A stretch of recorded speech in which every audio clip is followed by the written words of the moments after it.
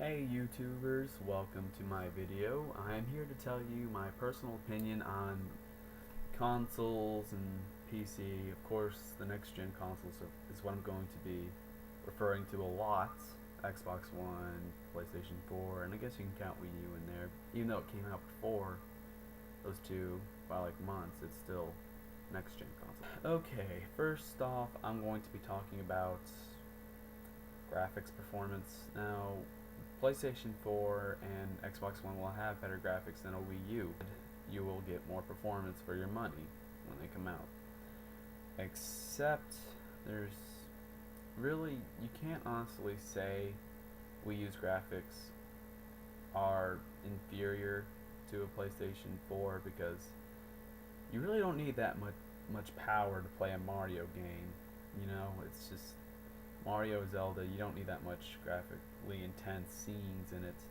I mean, Zelda, yes, sometimes like Skyward Sword, but you don't want Mario to see the bulge in his pants once he gets really big. I mean, no, you don't want to see that, no. But, I mean, with graphics power, PlayStation 4 will be just a little bit better than Xbox One. A lot of people don't realize this, so they always say PlayStation 4's games look better than Xbox One's. Well, if you were to compare the hardware, PlayStation 4's performance is just a little bit better. Surprise, surprise, it's not that much greater. It's not godlike compared to an Xbox One. It's just a little better. Now, of course, with expense, parents or people who have a budget don't have that much money to afford all consoles. Like, if you just want to buy one, I would have to say PlayStation 4 or PC or Wii U. That being said, it's because Xbox One has been rumored to come out $500 per console because of the Kinect, all this other junk that has to be tied together with it. Just no, that is way too much for a console. PlayStation 4 will be released for I think $400. What's being said now, so that's $100 difference. Parents, you want to buy your kids a console, Wii U, PlayStation 4, or PC. So you guys are thinking PC, well, that doesn't make much sense. Those things are expensive as crap.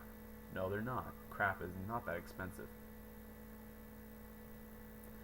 What it is it all comes down to hardware, as I probably said before, but when you think of a console, what makes up a console?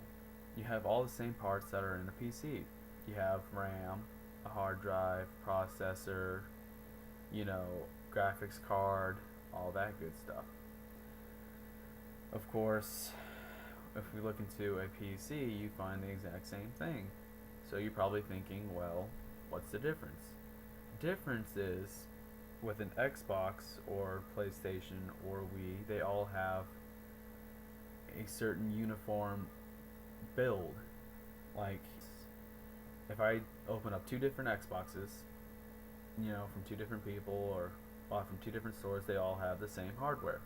If I were to take two different PCs, open them up, they have different hardware.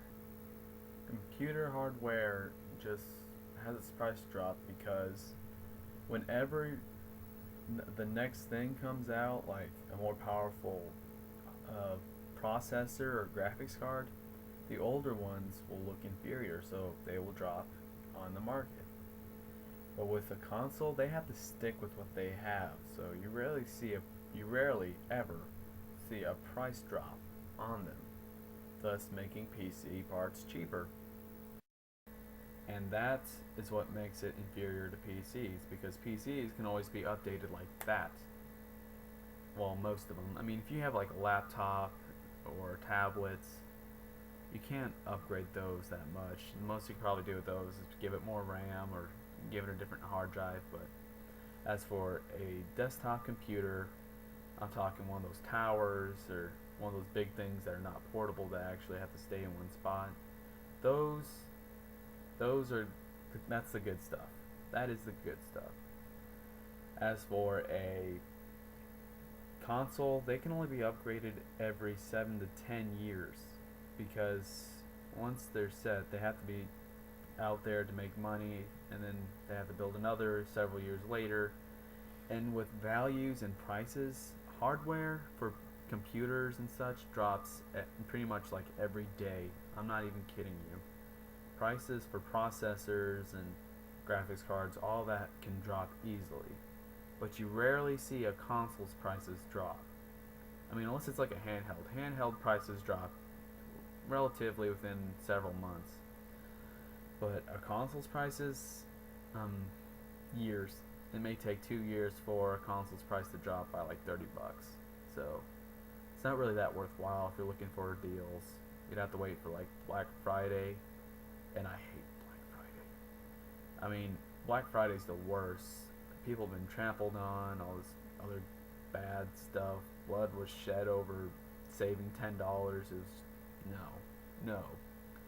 But this all proves my point that PC could be just as cheap as consoles. In fact, it can be cheaper because with games, PC games are relatively $10 to $20 cheaper than a console's games. Let me tell you why.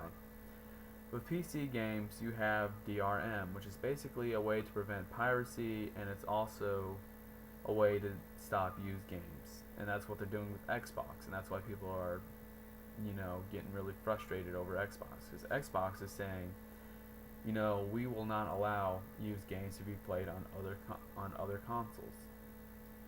So if I were to give my buddy an Xbox One game that I've already played, he will not be able to play it unless he pays like a fee or something, or just buys the game himself. That's basically what's been going on with PC for a long time now, and a lot of PC gamers are used to that, so they're not making a big deal out of it. But anyway, another thing that makes PC games cheaper is licensing. If a console wants a third-party game like Assassin's Creed or something on it, they would actually have to pay money to have it ported onto their system. PC pretty much cuts out the middleman there. It just says, this is a basic format. You can just, platform it onto PC easily. I mean, games are built on PC. Why can't they be played on PC? With a console, you have to make specifications to be played on that console. And of course, that's going to cost money to have developers go back. And so with PC games, they can be cheaper. And I don't know about you, but buying 10 games for a console versus buying 10 games for PC, if you were to buy it for PC, you'd be saving $100 at least. I mean, I'm looking at my closet right now, and I have at least 10 games for PS2, 10 games for GameCube,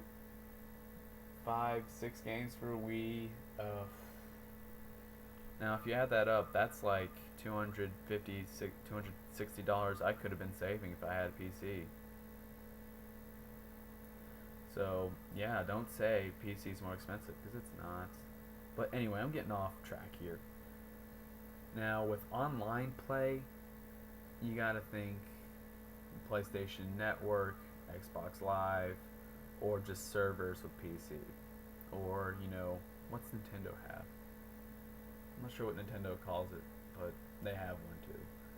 Anyway, the overall winner of this would actually have to be PC, because when it comes to Xbox Live and PlayStation Network, I remember when PlayStation Network got hacked and it stayed down for months and months.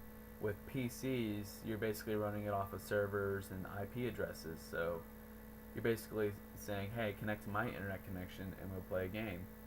That's what a server basically is. You can host a server from your computer.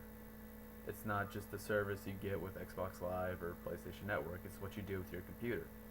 Therefore, if something were to happen, you can still play online. Like Minecraft, for example, yes, it is on PC. Xbox lovers, it's better on PC because you can mod it and whatnot, but anyway, if Minecraft.net servers were to go down, they can't server your game, you can run it off your IP address and still play with your friends. With Microsoft, if Xbox Live were to be shut down or PlayStation Network were to be shut down with Sony, you guys will not be able to play online. And the funny thing is, if you look at Halo Combat Evolved, the original Halo made for PC, yes, Halo started on PC. I can still find servers of Halo being held. Heck, I think just now Halo 2 servers were being shut down, and they're still holding them back because people still want to play on the servers. But yeah, PC pretty much the overall winner of online play. I've even seen a Minecraft server have 300 people on it, and it played relatively smooth. So yeah, you can't see that on console, but online play, I would have to give it up to PC first place. Uh, it's a hard choice between PlayStation Network and Nintendo, but I guess because Nintendo is mostly casual games like Mario and such, there's hardly a need for online play, so I'd have to give it to PlayStation Network as a second place. Third place, Wii U, but barely third place. Like, it would be a really good contender against PlayStation Network.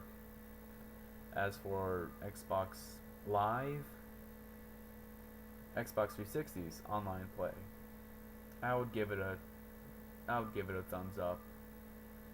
But that's fourth place. I mean, it used to be a contender against PlayStation Network, but now that they have the Xbox One coming out, I'm just saying it's garbage.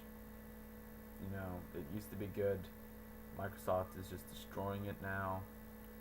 Like everything else they get next to, they're like a cancer. They'll just burn it to the ground. And I hope they don't do this with Windows, because I love Windows. I hate using a Mac. I'm just a PC lover here.